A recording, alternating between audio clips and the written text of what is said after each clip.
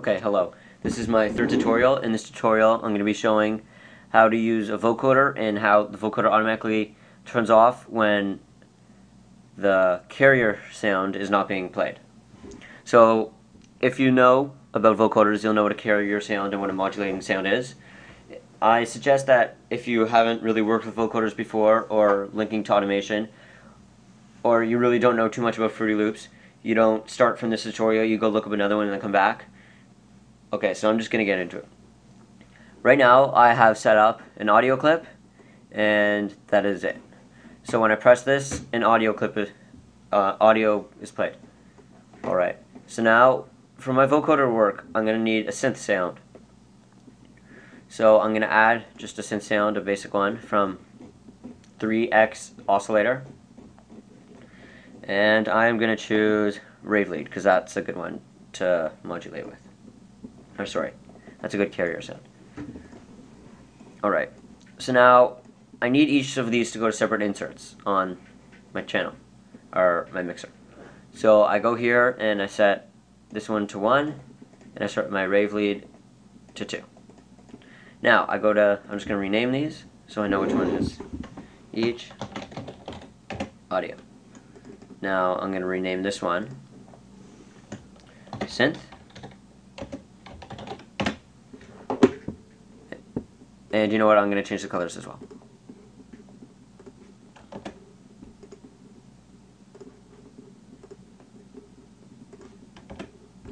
Now on insert 3, you want to open Fruity Vocoder. I'm just using Fruity Vocoder because it's a pretty simple one, gets the job done, and yeah, it's not as complicated as Vodex. So you open Fruity Vocoder, and I just set it to 64 bands. I always like to do that. Alright, so now, what we want is that the vocoder turns off when the synth is not being played, so you can hear the voice. But before we get into that, I'm just going to show you how the vocoder works. Just basically, if you're watching this tutorial, you should know, but just in case you don't. So I'm setting this up so that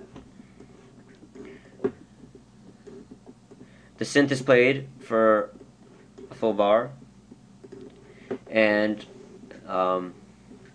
the audio is played for as long as it has to go. But first, we need to route these into the vocoder. So you go to your channel, or sorry, your insert, my mistake, and you press route to this track only on both.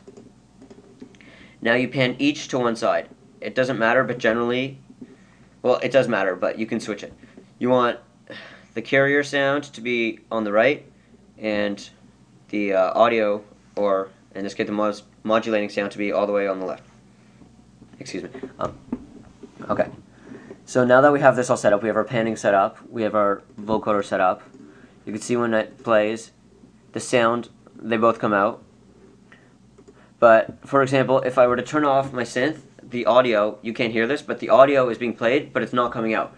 That is because a vocoder requires both the carrier and the modulation sound to be playing for sound to come out. So watch this bar. As I turn this on, the vocoder sound will be coming out. So if you had just followed along and done what I've done, you would hear a computerized sound. But now, what if the situation was that the synth, we only wanted the synth to play for half, and then we wanted the audio to continue? Well, see, that wouldn't work with the vocoder normally, because what would happen is the sound would go through, and then as soon as the synth wasn't being played anymore, the vocoder would not let out any more sound, and you wouldn't hear anything. So how do we get around this? We go to our channel insert for our synth, and we put in a peak controller. Now, for our peak controller, we want to, just for the purposes of this, I'm going to boost it all the way up, and I'm going to change the decay. You'll see why in a second. And then I'm going to boost my volume. So now, you want this peak to be all the way at the top just for the purpose of this. Yeah, so now it is, and you don't want your decay. You want your decay so that it goes back down. Yeah, that is perfect. You want this so that when it's being played, it's on, and when it's not being played, it's off. Okay.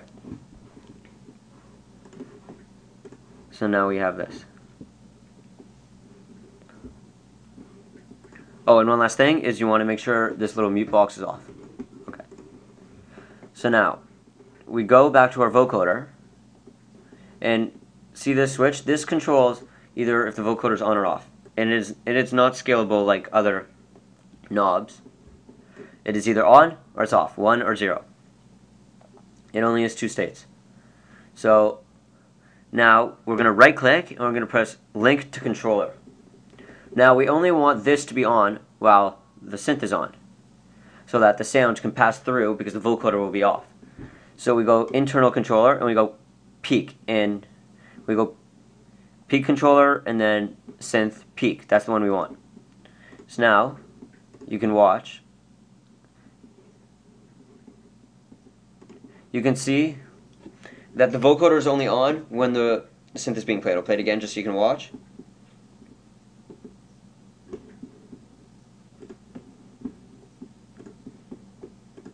So if you have done this successfully, then when the synth is being played, you're hearing a synthesized or kind of computerized singing noise, and then as soon as the synth isn't being played, you hear a natural human voice. Hopefully this helped you. Thank you for watching my tutorial.